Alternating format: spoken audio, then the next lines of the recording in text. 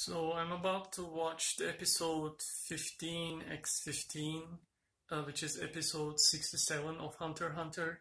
So I made a review of the initial arc almost. I didn't actually know if the arc was going to end like this. And after I made the video, 3 episodes in and the arc ended. Basically, the arc about the spiders is no more. That arc concluded with another loss of a spider, which was again sad. This time, one of the female spiders died. Paku is her short name. Pakunada, I think, is her full name. And she was the one who was using pistols. They were first, I guess, real pistols, but she also could imbue them and shoot memory bullets into others to give them information. She was the information collector.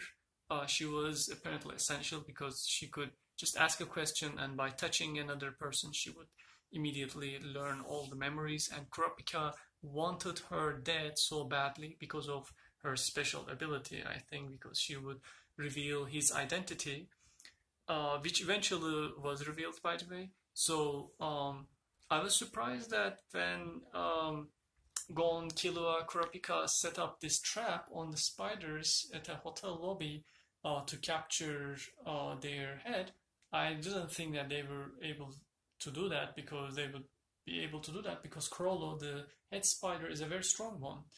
But Kurapika is a special one because all his ability, or his strongest ability, Chain Jail, is on spiders. So yeah, they could capture, and in return, at that time, the spiders captured Gon and Killua. And there was this exchange of prisoners. However, Kurapika put conditions on both the Pakunada and Chrollo before releasing them. And the condition on Pakunada was actually even before that, was to not talk anything, not give any information about him.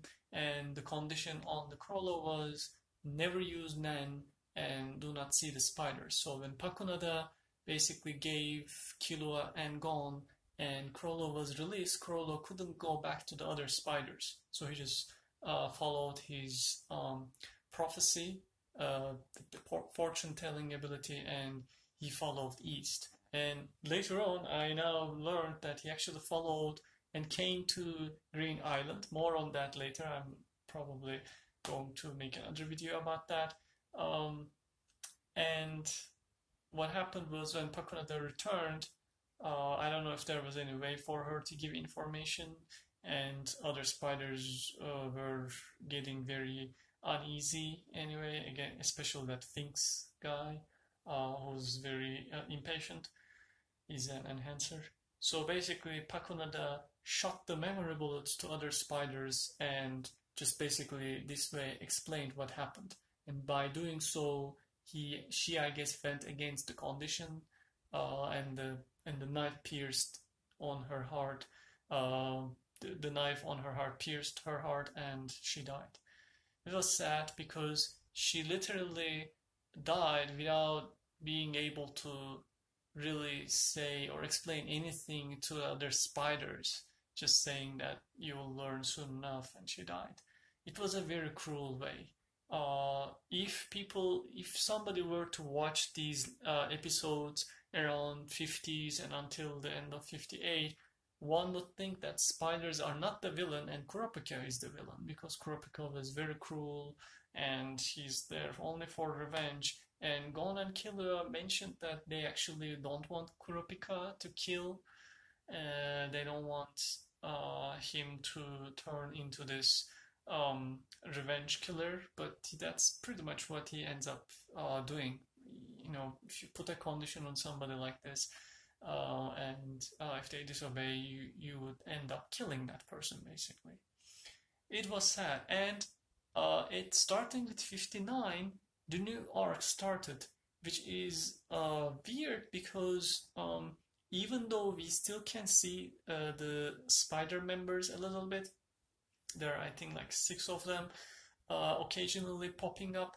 It's like now this is focusing on, these episodes are focusing on Gon's quest to find Jing, his father, and it's a completely different arc. I'm not sure if the spiders are really going to be involved with anything. They are like basically players in this game, but we only saw them a couple of times, and it might take a while until one of them become part of main story again.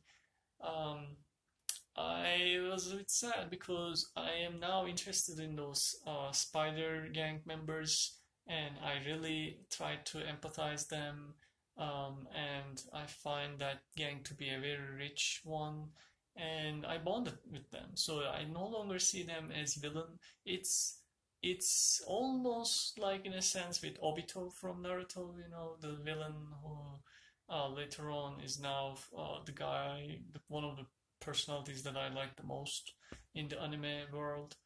And spiders are kind of a similar, giving me this similar feeling, similar empathy. But now we are about the Green Island arc. It's a completely different arc. I can make another video after watching a couple of more episodes, and it feels like a completely different anime, in fact. I think this story is in manga, is still ongoing, so I can understand how every detail can be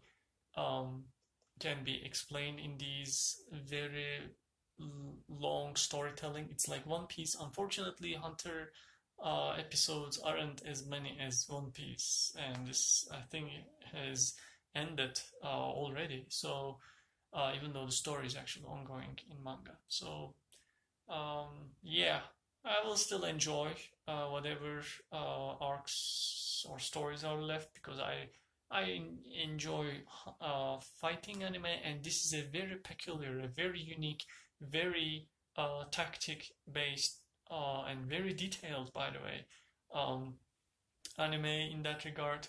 But I'm sad to see that the two spiders dead. Hisoka, by the way, is no longer among the group. He revealed that he was just there to challenge Chrollo, who he didn't because Chrollo lost his Nen right now. So there are 10 spiders, basically.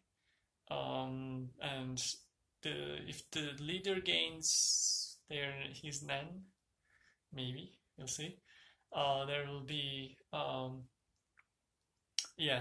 So right now it's actually 9 without the leader, but we'll see what's going to happen.